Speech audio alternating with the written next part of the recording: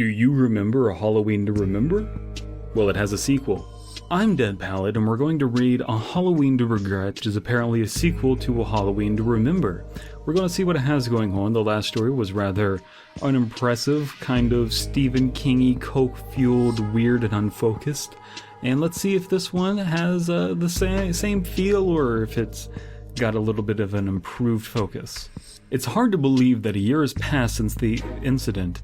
I lay there on my bed, trying to rid the memories of that unfortunate night, but no matter how hard I try, I can't repress the events of that night. Halloween again, I said quietly to myself. I got up from my bed and headed towards the kitchen. Today, I wasn't going to school due to the special circumstances. I ate my breakfast and made no conversation with my family. My family just glared at me the whole time. So, the family's glaring at you? Like you did something wrong? So, like, did everyone from the last story, like, legitimately disappear and they're just gone now? And, like, people think that you're responsible for that? That could be a good premise. Who knows? We'll see how it plays out.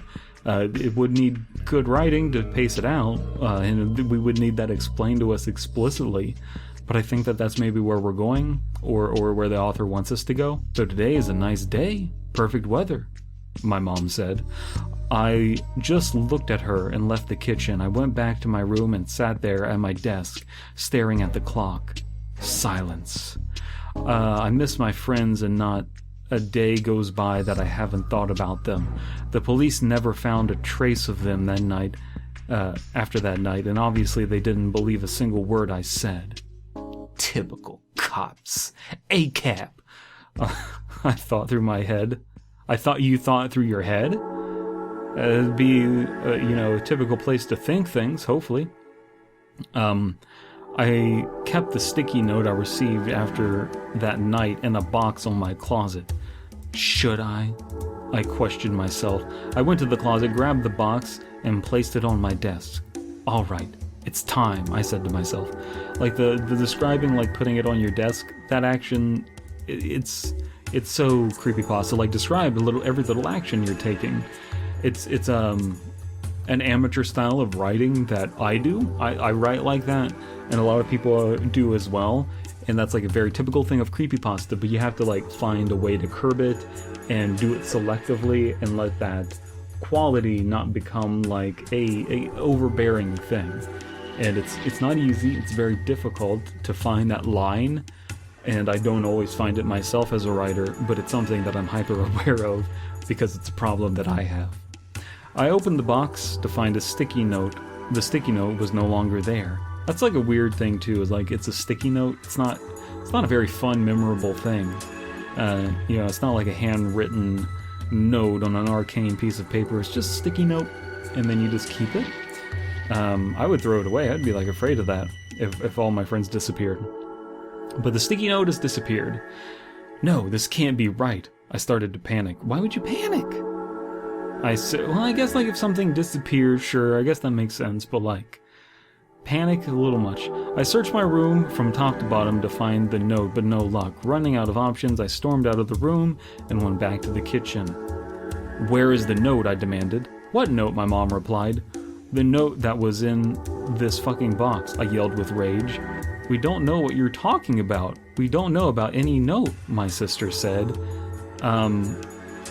Man, if I definitely couldn't get away with yelling at my parents in that way. Lies, I yelled back. Calm down, David, my older brother said. God damn it, I yelled in frustration. I stormed out of the living room and headed into the garage. I grabbed my bike and set off into the street. I don't know what I accomplished by doing this, but I needed to leave. I pedaled to my way down the street. Pedaling my way downtown through the traffic until I reached the cemetery. I left my bike on the grass and walked down the numerous rows of graves. I reached my friends' graves.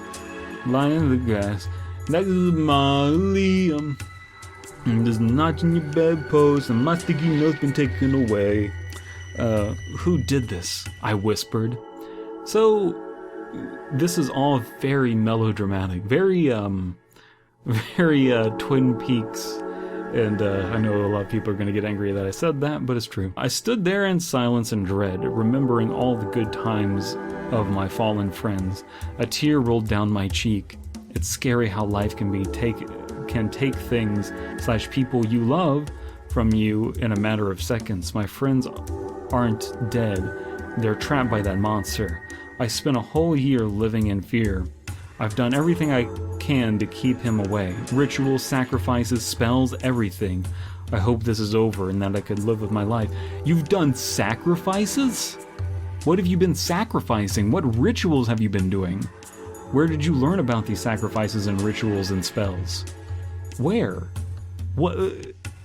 You can't just drop that on us and not explain what you mean by that.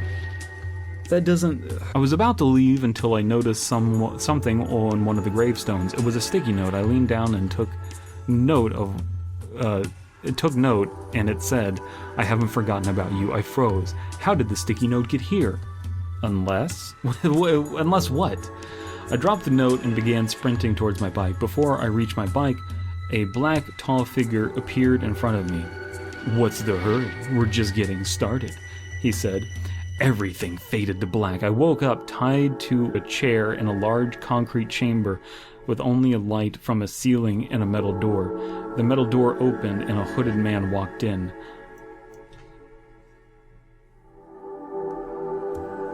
I don't like supernatural concrete chamber. Could we go back to a time before I knew about the supernatural concrete chamber that you can just be teleported to? Like, there needs to be rules and logic to, like, monsters and stuff. Otherwise it just gets weird and out there, and it's just like, well, maybe it's like up into interpretation on how they got there. It just gets... I don't like it. I'm not a fan. I want to go to the before time. "I told you I haven't forgotten about you," the hooded man remarked. I felt too weak to talk. All my energy had been sucked out of me through my penis. I glared at him. "Your protection is gone. I'm going to have fun with you tonight. Let's begin, shall we?" he said. What protection did he have? That's like, what was protecting him? Again, there needs to be rules. The rules, my friend. He brought in a cart filled with various torture devices. Oh my god.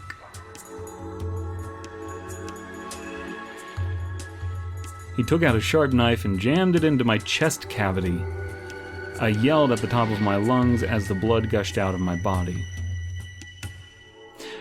Yeah, violence for the sake of violence doesn't do anything. There needs to be a reason for it. Why is he being tortured? Why is the torture so plainly described? There's nothing, like, excruciating about it. Like, the idea of, like, a knife being jabbed into, you know, chest cavity is not enough. Like, you need to describe the pain and how terrible it is in, like, slow, agonizing detail. This is, like, too quick. "Shut up," he said aggressively as he grabbed my tongue and cut it off with his knife. This story's not trying. I felt the blood gush out of my mouth. I tried to get away until... I tried to get away? You're tied to a chair! Until he ripped open my torso and violently stabbed my organs. Which ones? I guess you wouldn't know which ones. Because, like, if you're not, like, an expert... I'm not an organ expert. I don't know where my organs are. I think my lungs are, like, in here. And I think my heart is here. I think my brain is there. He grabbed my intestines and started choking me with them. This is fucking stupid. This is fucking dumb. I grasped for air. Everything started to fade to black. Your lungs have been stabbed, bud. What do you mean?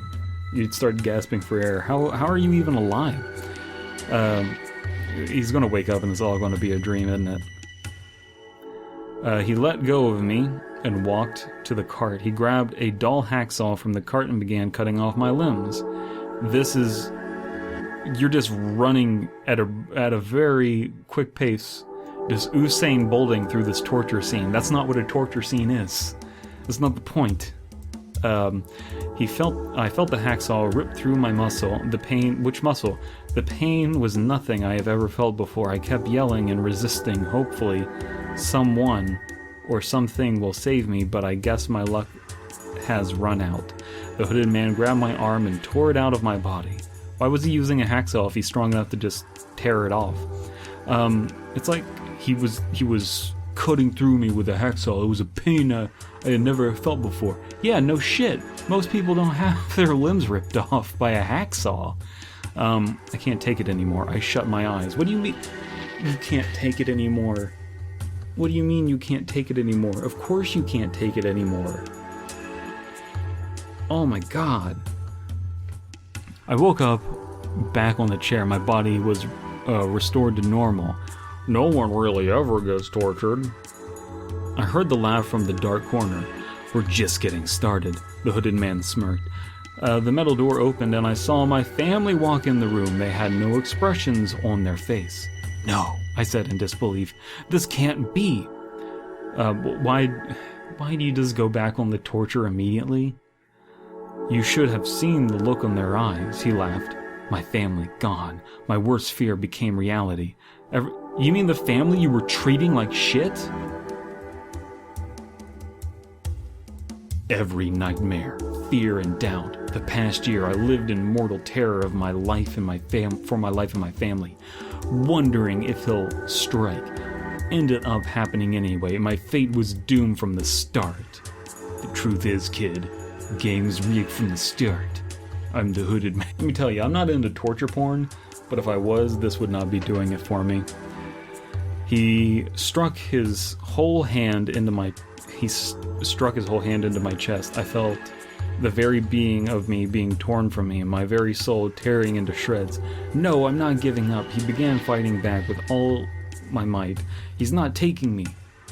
What? No, this can't be. It's impossible, he said in shock as I tore his soul out of his body. Oh my god. God damn it. I control him now. I felt the power of thousands of souls coursing through my veins. I could now liberate all of the souls of the innocent people that had fallen victim to the hooded man, or become stronger. This is Halloween night, and I made my decision. Time to collect souls. Written by Sloshedtrain. I think I said everything I need to say about this. Let's see what comments have to say. Very nice. There could have been more detail in the torture scene, though. 7 out of 10. We get a 10 out of 10, 10 out of 10. This was not in the book We Go... But this was not in the book We Go Bumps. Don't know what to make of that. 4 out of 10.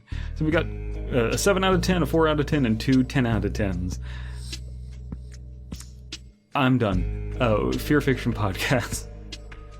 Ko-fi. I have a Ko-fi.